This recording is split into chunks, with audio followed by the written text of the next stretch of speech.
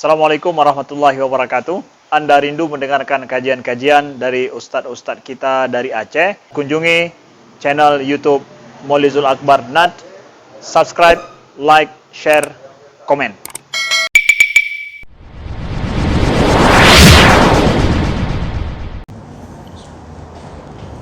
Assalamualaikum warahmatullahi wabarakatuh. Alhamdulillahi rabbil alamin. Hamdan katsiran tayyiban mubarakan fihi. Asyhadu an la ilaha illallah wahdahu la syarika lah wa asyhadu anna Muhammadan abduhu wa rasuluhul karim. Allahumma salli wa sallim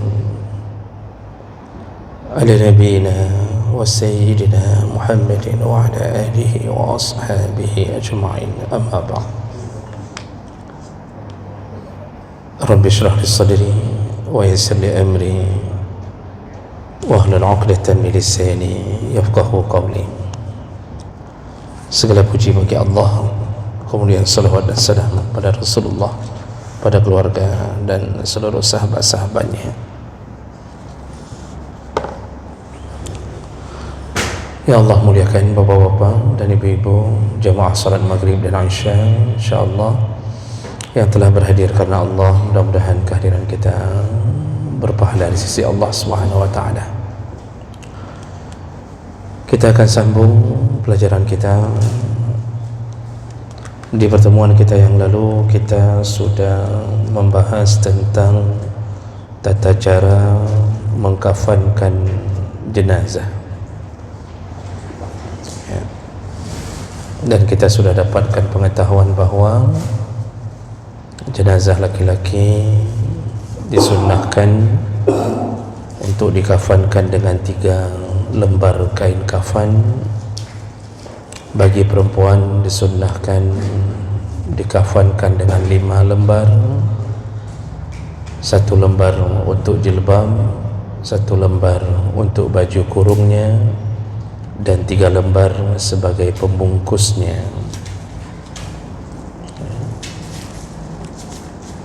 Kita sambung setelah kita tahu cara mengkafankan jenazah.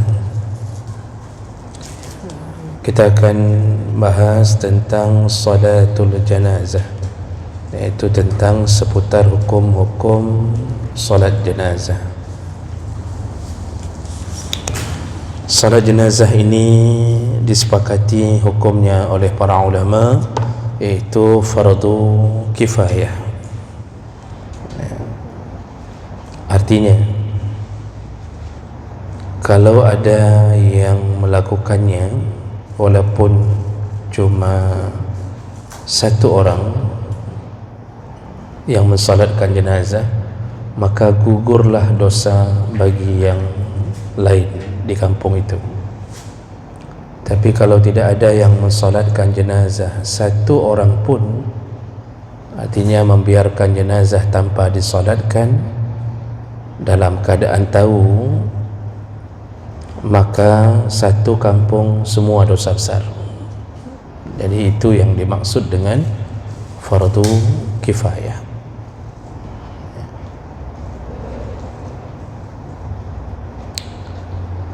Dan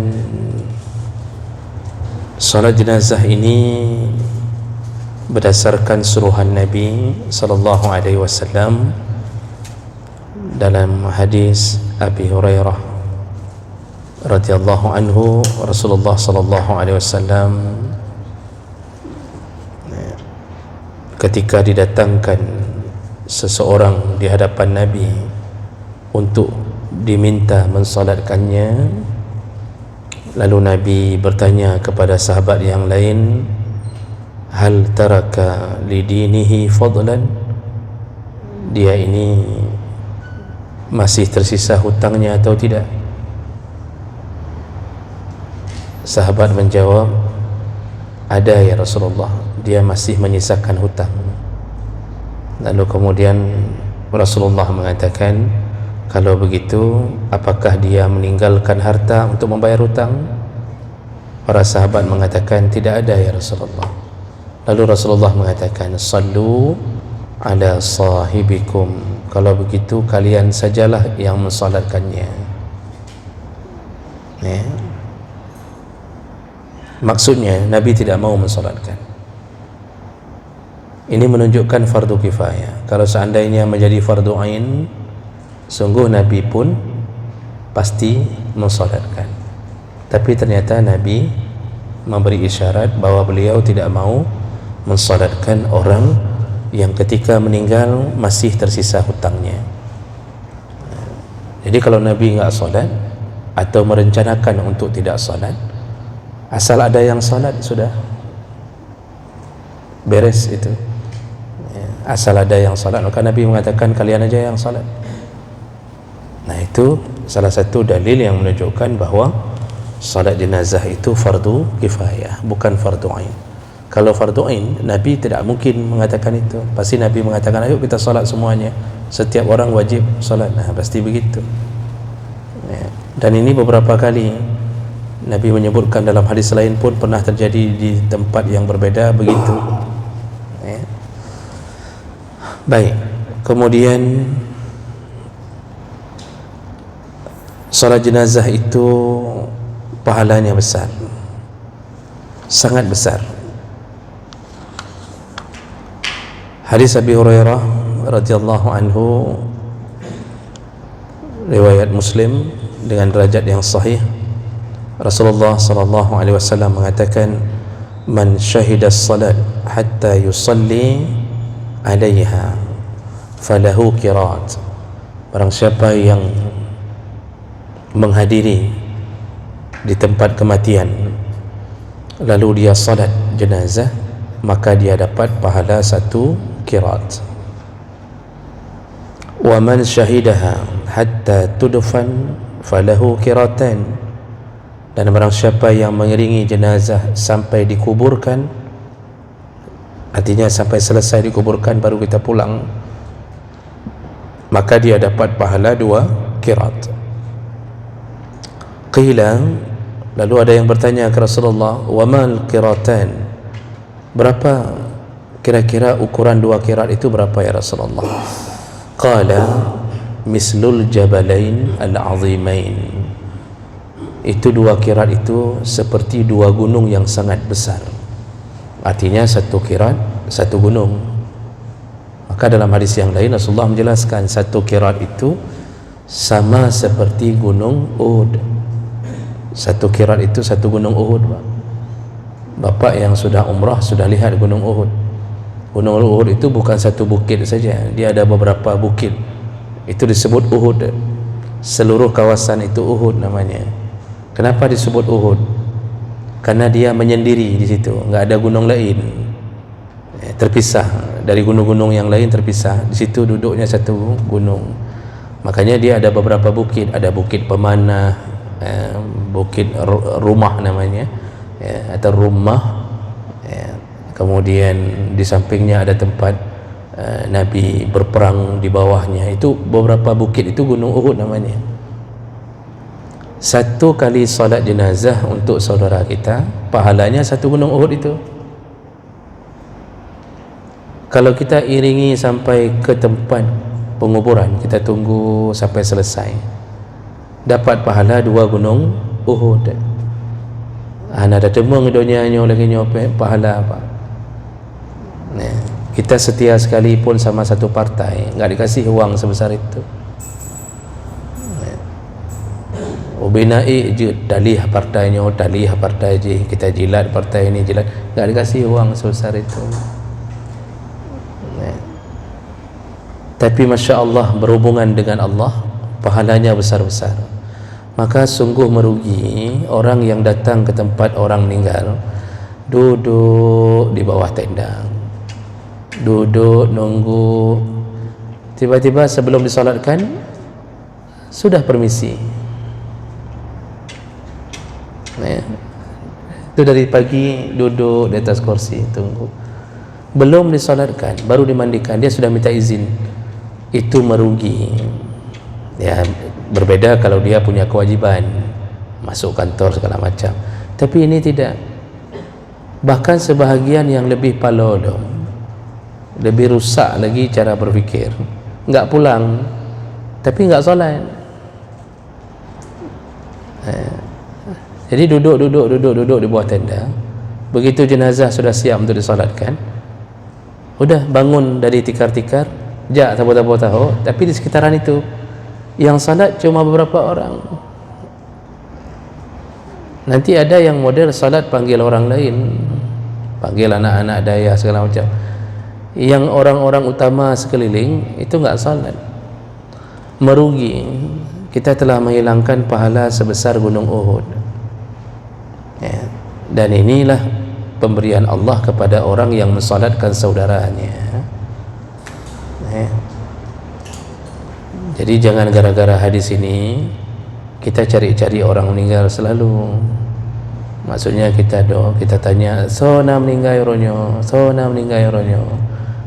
Janganlah kita mencari-cari orang meninggal. Artinya kalau ada yang meninggal, jangan lewatkan salatnya. Jangan lewatkan salatnya. Jadi kalau tunggu itu Pak, tunggunya sampai salat paling kurang. Kalau mau dapat pahala, tunggunya sampai salat.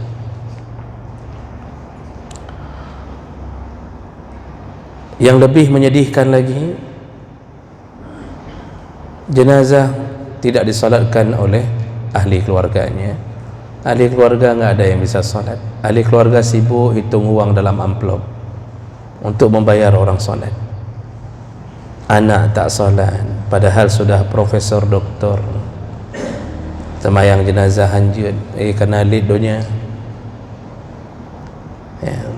Anak kedua pun tak bisa solat, padahal ahli kimia, tak tahu cara solat. Dari kecil SD, SMP, SMA, S1 jurusan kimia, S2 jurusan kimia, S3 jurusan, enggak ada mengaji sedikit pun, tidak solat sama sekali. Kita banggakan anak di hadapan orang, di Facebook, di update status, anak saya doktor semua. Solat jenazah tak bisa. Itu salah satu kekurangan yang harus kita waspadai. Berarti kita ini tidak berhasil mendidik anak. Nah, jadi ini yang kadang-kadang menyedihkan di saat membayar orang untuk solat, yang kadang-kadang orang itu pun sebahagian datang karena tahu ada amplop, tapi kita yang ahli keluarga tidak solat. Itu sangat-sangat membuat jenazah bersedih hati. Dan kemudian orang yang solat jenazah semakin banyak semakin bagus. Rasulullah sallallahu alaihi wasallam berdasarkan hadis dari Abdullah bin Abbas, ketika ada satu kejadian kematian, Abdullah bin Abbas keluar menuju ke tempat orang yang meninggal.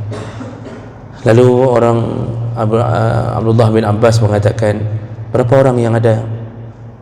Sahabat menjawab, Arba'un, ada sekitar 40 orang yang mensalatkan jenazah, mau mensalatkan jenazah. Lalu kemudian Ibnu Abbas berkata, akhrijuhu, baik, sekarang kita salatkan. Kalau sudah ada 40 orang, sekarang kita salatkan. Fa inni sami'tu Rasulullah sallallahu alaihi wasallam yaqul, karena aku pernah mendengar Rasulullah berkata, ma min rajulin muslim yamut fayaqumu ala janazatihi 40 rajulan. Kalau ada seseorang yang meninggal dunia lalu kemudian disalatkan oleh 40 orang muslim, kalau ada yang meninggal dunia disalatkan oleh 40 orang muslim, la yusyrikuna billahi syai'a, yang 40 orang itu tidak syirik kepada Allah. Enggak ada satupun yang syirik, semuanya mukmin. Walaupun nanti fasik ada, tapi tidak syirik. Ya, artinya ada di antara 40 orang itu ada yang fasik, maksudnya yang sigaga pubut maksiat, tapi tidak syirik. Nabi mengatakan 40 orang yang salatkan jenazah tidak syirik satupun dari 40 orang itu, illa syafa'ahumullah fih, maka Allah akan mengirimkan atau memberikan izin syafaat kepada jenazah itu dengan kehadiran 40 orang itu. Ya, maksudnya diampunkan dosa jenazah dengan kehadiran 40 orang tadi. Ini hadis riwayat Muslim sahih. Kalau dalam riwayat lain juga hadis riwayat Muslim sahih dari Aisyah radhiyallahu anha, Nabi sallallahu alaihi wasallam berkata, "Ma min mayyitin yusalli alaihi ummatun minal muslimin." Kalau ada seorang mayat jenazah yang disolatkan oleh kaum muslimin, yablughuna mi'atan kullahum, seluruh mereka berjumlah 100 orang, yashfa'una lahu illa syufi'u fih, lalu mereka berdoa keampunan jenazah. Kan kita otomatis kalau salat pasti doa tu nanti untuk jenazah, Allahumma ighfir lahu warhamhu. 100 orang mensalatkan jenazah, syufi'u fih, maka Allah terima doa pengampunan itu untuk mengampunkan jenazah. Itu dahsyatnya orang-orang yang menghadiri salat jenazah. Kehadiran mereka membuat Allah menyayangi jenazah. Jenazah saja yang sudah enggak bisa buat apa-apa disayangi gara-gara kehadiran itu, apalagi yang salatnya. Yang kita doakan saja diselamatkan, apalagi yang mendoakannya. Ya. Nah, jadi getanyonyo butuh doa kaum muslimin. Makanya supaya datang 40 sampai 100 orang yang mensolatkan jenazah kita selama hidup, bermanfaatlah untuk manusia. Karena dipastikan orang yang paling banyak manfaatnya untuk manusia, maka dia ketika meninggal pasti orang lain teringat, terikat jasa, pasti datang mensolatkan. Tapi kalau kita tak ada manfaatnya, malah kita memberi mudarat, ya. Atau bilang aja enggak ada manfaat lah dulu, hanya mudarat, duduk di rumah selama hidup, duduk di rumah, di masjid enggak pernah nampak, orang enggak kenal pun. Waktu disebut dalam kakak ada yang namanya fulan, ditanya yang mana orangnya, di masjid enggak pernah nampak, gotong royong enggak pernah ikut, dalam walimah perkawinan di kampung hantam je, waktu orang meninggal enggak tahu pun mana orangnya, orang enggak kenal, duduk di rumah, ya, tutup pintu, main PS, nyambut.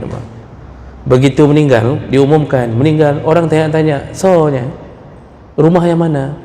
Pasti orang mengatakan, oh, mutaduri pihan, ya, nampak pun enggak pernah, urusan kampung pun enggak pernah dia bantu-bantu. Maka berefek, nanti yang datang salat jenazah siapa? Dengku imam lah, ya, nyampi dengku imam karena posisi dengku imam man hangajak sih megeduri pihan. Makanya bermuamalah selama hidup mempengaruhi kehadiran kita. Pak yang sering solat jamaah, paling kurang jamaah solat aja, siapa meninggal yang sering jamaah dengan kita? Bapak fulan, yang mana yang pendek-pendek itu, misal, yang mana yang pendek? Yang lagi tidurnya, macam kita bilang kan, walaupun lagi tidur, tapi yang hadir mutidom, orang yang hadir. Bapak tu yang mana? Muazzin, yang mana? Dengku imam. Makin banyak manfaat pada orang lain, makin besar kemungkinan diampunkan dosa oleh Allah. 40 orang minimal, 100 orang maksimal, itu mengampunkan dosa. Ini hadis sahih semua. Kalau Nabi yang mengatakannya, jangan ragu. Maka kita enggak perlu berpesan-pesan kepada orang, kirim undangan, kalau saya meninggal tolong jawab, saya meninggal tolong jawab. Enggak perlu, Pak. Kalau kita bermanfaat kepada orang banyak, orang teruk geroi. Saya meninggal, gurau meninggal, semua datang, ribuan datang. Makanya coba lihat orang-orang saleh meninggal, ya, orang saleh meninggal, Pak, satu kota enggak cukup menampung, ya. Itu 4 mazhab, Imam Hanafi, Maliki, Syafi'i, Hambali, itu ketika meninggal kota itu, Pak, menyemut, mesidom kota, keluar semua orang, ya. Kenapa? Merasa selama ini jasa beliau tak terbalaskan, memberi arahan pada manusia agar manusia tidak sesat. Begitu di Mesir itu Imam Sya'rawi, mufti, bekas mufti Mesir, itu ngajar di mana-mana. Padahal cuma tamatan S1, tapi saleh, alim, ngajar, dia ngajar guru-guru besar malah, ya. Itu ketika meninggal kota Mesir itu, oh, Masya Allah, penuh semua mengenal beliau dan kealimannya penuh. Bahkan orang yang ulama yang mungkin bagi sebagian orang menganggapnya agak sedikit radikal, yaitu seperti Ibnu Taimiyah, bagi sebagian orang akan menganggapnya radikal ekstrim. Ketika beliau meninggal itu lorong-lorong nggak bisa jalan untuk menampung orang yang mau mensolatkan beliau. Begitulah kita sesuai dengan masa hidup kita. Jadi kalau begitu salat jenazah itu kalau bisa jangan dilewatkan. Bagi yang sempat, bagi yang bisa datang, datanglah, karena pahalanya besar sekali. Orang yang mensolatkan juga banyak manfaat pada orang yang disolatkan. Lalu kemudian dalam salat jenazah itu ada beberapa jenazah yang menjadi perselisihan ulama apakah perlu disalatkan atau tidak.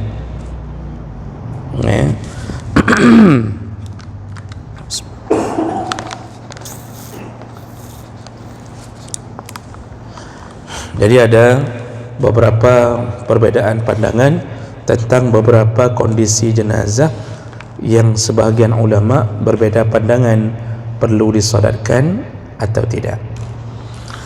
Yang pertama,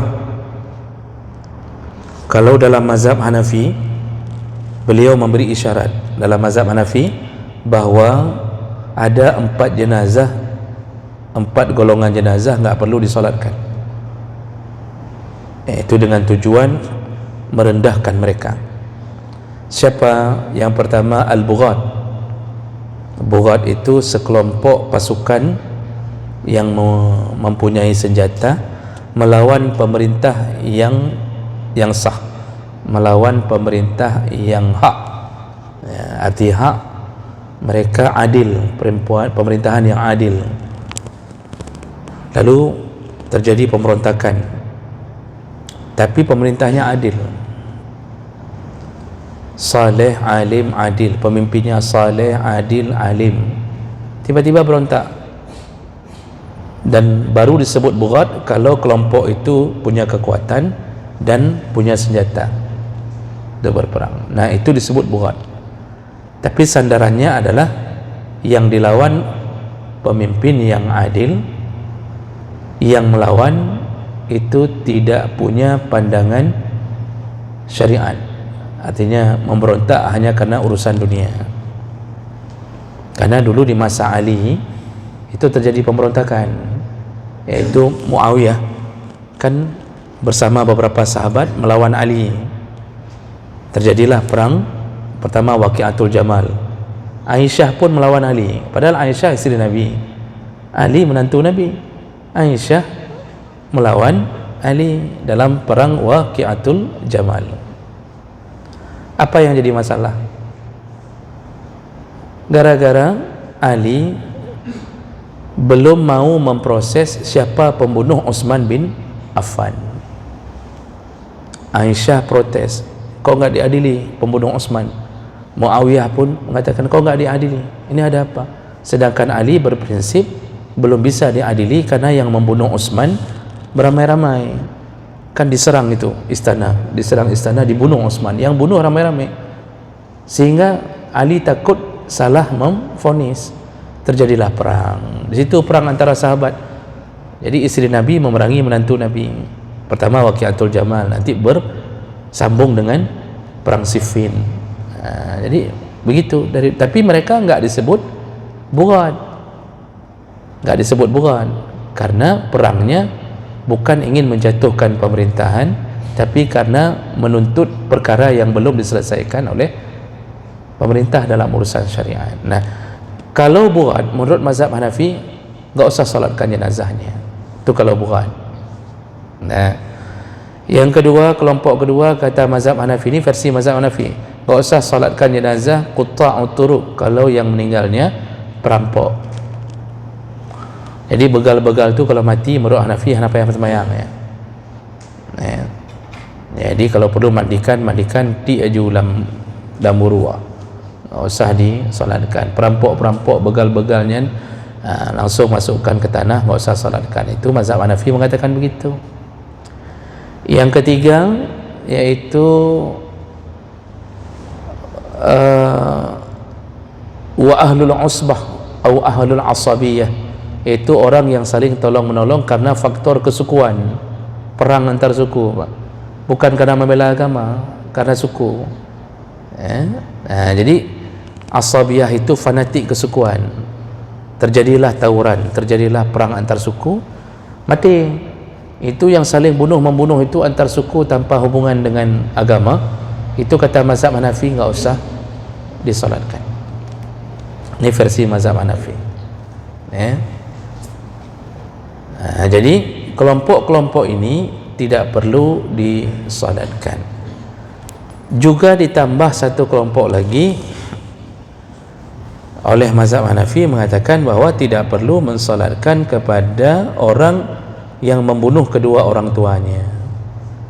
Jadi orang ini mati tapi tidak taubat, atau mati setelah membunuh orang tuanya, maka tidak usah solatkan jenazahnya. Ihanatun lahu, untuk menghinakannya, untuk menghinakannya. Tapi itu versi mazhab Hanafi. Walaupun begitu Bapak Ibu, pernyataan itu tidak semuanya setuju, Jadi sebahagian besar jumhur ulama mengatakan selama dia bukan kafir, walaupun berbagai macam dosa dia lakukan, tetap dia dianggap mukmin, tapi fasik, tetap wajib disolatkan. Itu jumhur ulama yang mengatakan itu. Nah, salah satu contohnya, apakah kita wajib solat jenazah kepada orang yang membunuh diri? Ada 3 pernyataan. Jumhur ulama mengatakan tetap dianjurkan, tetap diwajibkan untuk mensolati orang yang bunuh diri, tetap solat. Karena walaupun dia bunuh diri, itu dosa besar, tetapi dia tetap dianggap sebagai mukmin, bukan kafir. Nanti ada kelompok yang lain yang menyatakan tidak perlu solat kepada orang yang bunuh diri, dan itu berdasarkan hadis dari Jabir bahwa Nabi SAW ketika dihadirkan jenazah orang yang membunuh dirinya dengan gunting, lam yusalli alaih, Nabi tidak mau mensolatkannya. Jadi ada macam-macam pandangan, tapi jumhur ulama mengatakan itu terkhusus hanya pada Nabi. Kita umat tetap orang bunuh diri itu disolatkan. Masalah dia dosa, dia tanggungjawab sendiri di hadapan Allah Subhanahu wa taala. Kemudian, apakah boleh mensolatkan jenazah bagi orang yang meninggal dengan hutang? Seperti tadi disebutkan, Nabi tidak mau mensolatkannya. Maka para ulama mengatakan, apakah itu berlaku kepada umat, bahawa orang yang meninggal membawa hutang tidak perlu disolatkan? Kalau seandainya berlaku pada umat, urutnya kok lerah napa yang ada sembahyang jenazah apa? Habis hutang mati. Setelah berhutang meninggal tak bayar hutang. Cukup ramai orang hari ini yang enggak bayar hutang. Makanya bagaimana penjelasannya?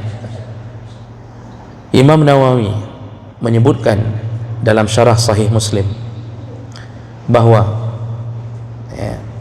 Nabi SAW sengaja tidak mau mensolatkan orang yang meninggal dalam keadaan membawa hutang ketika mati, itu untuk menyatakan bahawa Nabi tidak ridha terhadap perbuatan itu.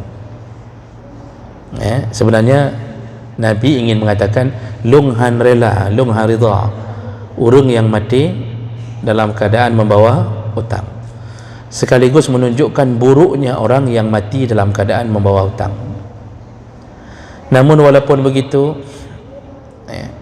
tetap bagi umat, sesama umat muslim, walaupun dia berhutang, tetap disuruh solatkan, tetap disuruh solatkan. Dalam mazhab Hambali ditambah dengan hadis-hadis Nabi yang tidak mau mensolatkan orang berhutang ketika meninggal, itu menunjukkan pemimpin sebaiknya tidak usah solat. Punya mazhab Hambali kenal kecil. Karena Nabi tidak mau mensolatkan, sebaiknya pemimpin enggak usah solat. Berarti tengku imam hana payah semayang. Ia semayang urang undang. Tak semayang awak ron undang. Ilong hala semayang. Imam cik hana payah semayang. Pak kecil enggak usah solat. Untuk menyatakan saya tidak rida karena Nabi pemimpin. Yang jadi masalah ni imam cik pina hutang cik ana wayalah. Yang jadi masalah kita tidak mau solatkan jenazah, kita pun masih punya hutang. Jadi hari ini susah. Makanya kita hari ini meremehkan urusan itu. Nabi dulu asal dibawa jenazah, pertanyaannya fahal alaihi dain, orang ini masih punya hutang atau tidak. Hari ini enggak ada lagi pertanyaan itu. Malah yang le hutang tanya yang bagop, mayatnya jeroh puhan. Oh, kadang-kadang ada yang puhan, apakah mayat ini jeroh? Mandum jawab jeroh. Yang jawab jeroh baik semuanya, tapi dalam hati pu baik kok palihan hutang ke hanai bayar. Maka jangan pikir jawaban jeroh itu sekaligus mengampunkan, enggak apa. Jawaban baik itu harus disesuaikan dengan realita dan fakta. Kalau orangnya baik, enggak usah ratusan orang, 4 orang kata Nabi, tetangga terdekat, memuji kebaikan kita selama hidup, 4 orang diampunkan dosa jenazah. Tetangga Al-Adnin yang terdekat, kanan kiri depan belakang, mengatakan bapak itu Masya Allah baik sekali waktu hidupnya. Itu cukup 4 orang diampunkan. Nah makanya ini perkara-perkara tentang orang yang meninggal bawa hutang masih boleh disolatkan jenazahnya. Lalu kemudian, apakah disolatkan orang yang syahid? Kalau mandi sudah pasti enggak usah mandi orang yang syahid dalam jihad fisabilillah. Tapi kalau disolatkan, apakah orang syahid disolatkan atau tidak? Menurut mazhab Malik Syafi'i menyatakan bahawa tidak perlu disolatkan. Orang yang syahid itu tidak perlu disolatkan, karena berdasarkan hadis Jabir, waktu perang Uhud banyak yang syahid. Rasulullah mengatakan untuk menguburkan mereka dengan darah mereka, tidak dimandikan dan tidak disolatkan. Juga beberapa hadis yang lain menyebutkan hal yang sama. Itu kalau mazhab Malik dan Syafi'i mengatakan tidak perlu disolatkan. Namun mazhab Hanafi mengatakan tetap wajib solat kepada orang syahid, juga berdasarkan beberapa dalil. Saya rasa tidak perlu lagi saya baca dalilnya panjang-panjang ni Pak.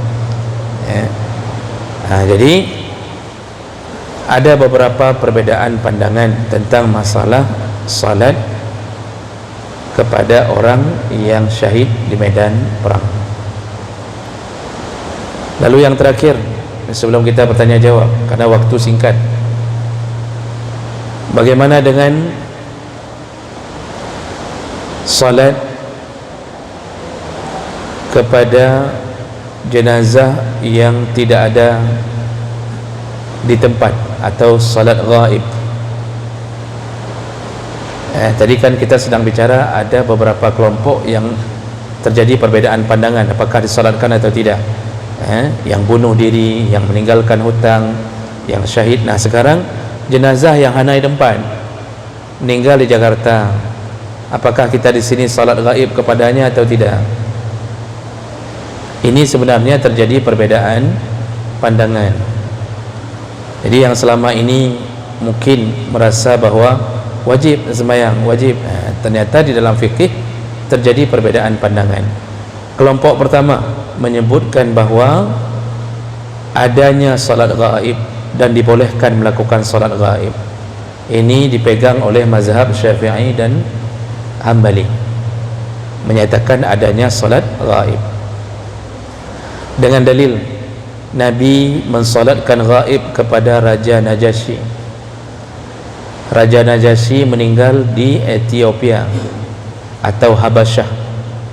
Ketika dapat kabar kepada Nabi, langsung Nabi menyeru kepada sahabat untuk berkumpul dan mensolatkan Raja Najasyi. Makanya dalam mazhab Syafi'i salat ghaib itu ada dan tetap disunnahkan. Lalu kemudian pandangan kedua, tidak ada salat ghaib. Pandangan kedua menyatakan tidak ada dan tidak boleh melakukan salat ghaib. Dan ini dipegang oleh mazhab Malik dan Abu Hanifah atau Imam Hanafi. Jadi mazhab Malik dengan Hanafi mengatakan tidak ada salat ghaib.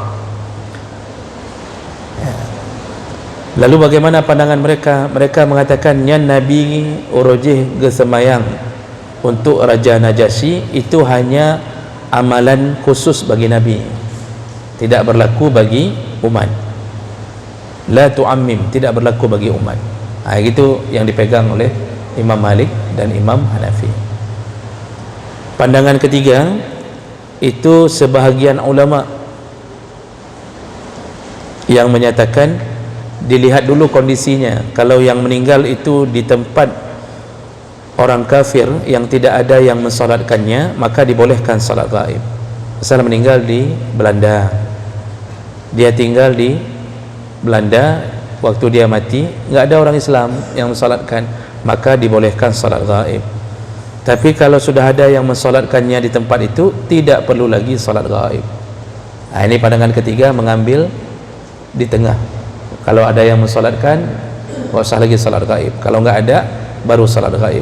Termasuk yang memegang pandangan ini adalah Ibnu Taimiyah, Ibnul Qayyim, termasuk Syekh Utsaimin yang di Arab Saudi.